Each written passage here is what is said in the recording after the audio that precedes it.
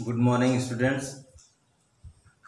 Class 10 का हम लोग इलेक्ट्रिसिटी का लेसन पढ़ रहे हैं और उसमें हम लोग पढ़ रहे थे विद्युत धारा का ऊष्मीय प्रभाव, जिसके अंतर्गत कई उपकरण आते हैं, जिसमें हमने विद्युत बल्ब के बारे में आपको पिछली वीडियो में बताया। अब इस वीडियो में हम लोग जो है हीटर के बारे में पढ़ेंगे, इलेक्ट्रिक हीटर या विद्युत हीटर। और ये इलेक्ट्रिक हीटर भी विद्युत धारा के ऊष्मीय प्रभाव के सिद्धांत पर ही कार्य करता है। तो इसके हम सिद्धांत, रचना और क्रियाविधि के बारे में पढ़ेंगे। परीक्षा में जो भी प्रश्न आता है तो हमसे यही पूछा जाएगा कि विद्युत हीटर से आप क्या समझते हैं, उसका सिद्धांत और उसकी क्रियाविधि समझाइए। तो यहाँ पर आप लोग एक चित्र देख रहे हैं जो विद्युत हीटर का बना हुआ है। और सबसे पहले सिद्धांत की बात करेंगे तो सिद्धांत में हमको वही लिखना है कि विद्युत हीटर जो है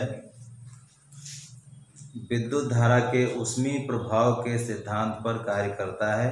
यही एक लाइन लिख देंगे तो हमारा सिद्धांत हो जाएगा। अब इसके बाद इसकी रचना के बारे में पढ़ेंगे कि रचना कैसी होती है, किस चीज़ से बना होता है, इसमें क्या क्या लगा होता है, ये हमको रचना के बारे में बताना है। तो रचना में हम लोग बताएंगे कि यह एक गोल आकार का चीनी मिट्टी की बनी हुई एक प्लेट होती है। यहाँ लिखा हुआ चीनी मिट्टी का प्लेट, चीनी मिट्टी की बनी हुई एक प्लेट होती है। इसके अंदर खांचे बने होते हैं और उस खांचों के अंतर्गत हम लोग नाइक्रोम का स्प्रिंग के आकार का तार बना हुआ, जो एक पॉइंट यहाँ है, दूसरा पॉइंट यहाँ है, पॉइंट ए और पॉइंट बी। यहाँ से अगर हम प्रारंभ करते हैं, इसको तार को लगाते हुए ऐसे आते हैं, फिर यहाँ से घूम करके ऐसे, फिर ऐसे, फिर यहाँ से घूमते हुए ये पॉइंट।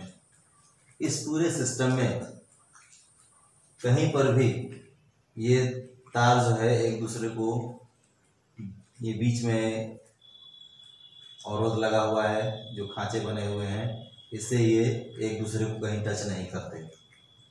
तार एक ही है लेकिन इनको खांचों में बने हुए जो खांचे हैं इस चीनी मिट्टी के प्लेट में, उन्हीं के बीच में लपेटा गया है ताकि ये दोनों सिरे एक दूसरे को कहीं टच न करें। इस प्रकार से एक पॉइंट ए और दूसरा पॉइंट यहाँ से घूम करके ये आ जाता है पॉइंट ए और पॉइंट बी, दो पॉइंट बन जाते हैं और ये इसकी पूरी रचना हो गई।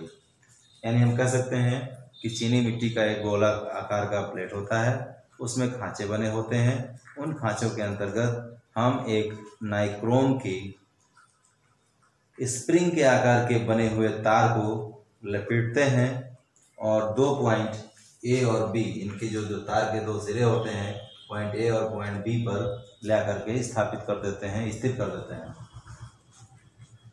अब नाइक्रोम का तार जो लगता है उसके बारे में थोड़ा सा हम जानें कि नाइक्रोम एक मिश्र धातु है। नाइक्रोम जो है हम लोगों के आवर्त सारणी में कोई इस तरह की धातु नहीं मिलती है।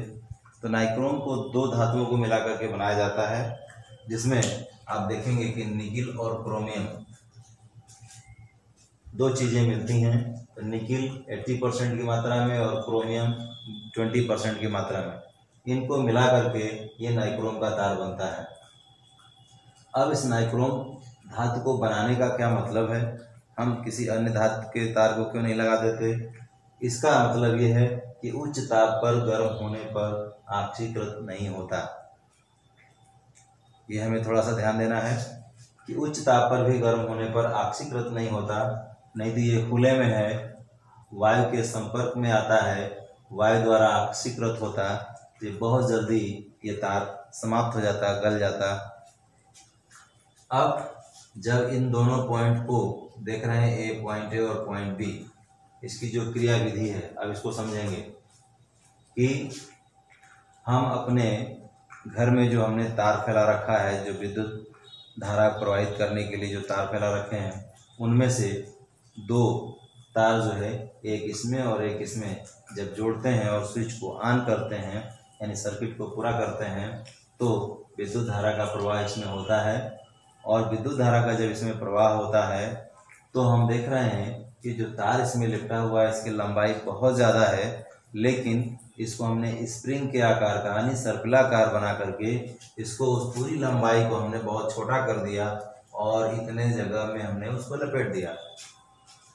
यानी हम जानते हैं कि बड़ी लंबाई के साथ यानी प्रतिरोध, हम लोगों ने पढ़ा था कि प्रतिरोध किन पर निर्भर करता है। तो हम लोगों ने पढ़ा होगा कि प्रतिरोध तार की लंबाई पर निर्भर करता है, प्रतिरोध तार की मोटाई पर निर्भर करता है तथा भौतिक अवस्थाओं पर निर्भर करता है। इस तरह से हम लोगों ने पढ़ा था। तो यहाँ पर भी हम देख रहे हैं कि जो तार इसमें लग रहा है उस तार की लंबाई बहुत ज़्यादा है, लेकिन उसको हमने सर्पिलाकार बना करके, स्प्रिंग के आकार का बना करके उसको बहुत ही कम छोटी लंबाई में हमने व्यवस्थित कर दिया है। इस तरह से इसका प्रतिरोध और अधिक बढ़ जाता है। जब हम इसमें विद्युत धारा प्रवाहित करते हैं तो यह धारा हमारी जो है ऊष्मा के रूप में यानी ऊष्मीय प्रभाव में आ जाती है और इससे प्रतिरोध अधिक होने के कारण इससे ऊष्मा उत्पन्न होती है। अब इससे ऊष्मा उत्पन्न होने लगती है तो हमें यही कार्य करना है कि विद्युत धारा का प्रवाह करके हमें इसको ऊष्मक के रूप में प्रयोग करना है। अब इसमें हम खाना बना सकते हैं, पानी गर्म कर सकते हैं या अन्य भी हमें जो ज़रूरत है उससे हम इसको उपयोग में ला सकते हैं। अब यही इसकी क्रियाविधि है। सिद्धांत हमने पहले बता दिया। सिद्धांत क्या है कि हीटर, विद्युत हीटर हमारा विद्युत धारा के ऊष्मीय प्रभाव के सिद्धांत पे कार्य करता है। अर्थात विद्युत धारा जब हम प्रवाहित करते हैं तो ऊष्मा उत्पन्न होती है। बस इतना ही इसका सिद्धांत है। रचना, आकार, इसकी रचना हमने बता दी। फिर इसकी कार्यविधि में हमको ये समझना है कि जैसे ही हम इसमें विद्युत धारा प्रवाहित करेंगे इसका उच्च प्रतिरोध होने के कारण यह गर्म हो जाता है। रक्त तप्त जब हो जाता है लगभग 800 डिग्री सेंटीग्रेड से 1000 डिग्री सेंटीग्रेड तक जब इसका टेम्परेचर हो जाता है तो हमें बहुत अच्छी ऊष्मा देता है। इससे हम खाना पका सकते हैं, पानी गर्म कर सकते हैं। इस तरह से विद्युत हीटर जो है कार्य करता है। और आप लोग जो है बच्चों से हमें यही कहना है कि जो भी जिस कंडीशन में है अपनी मोबाइल की व्यवस्था करके और आप लोग अच्छे से पढ़ाई करिए और इनको जो है नोट्स बना करके अपनी कॉपी तैयार करते रहिए। जैसे ही स्कूल खुलेंगे हम इसके आगे का ही पढ़ेंगे। तो जो बच्चे बाद में भी जुड़ रहे हैं वो चाहें तो जिस चैनल पे ये मिल रहा है ये इसका लिंक ले करके आप उसे कभी भी खोज करके वो वीडियो आपको हमेशा मिलेगा।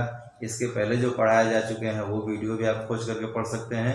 यानी आप लोग चाहें तो इनको 1 बार 2 बार 3 बार भी देख करके पढ़ाई कर सकते हैं।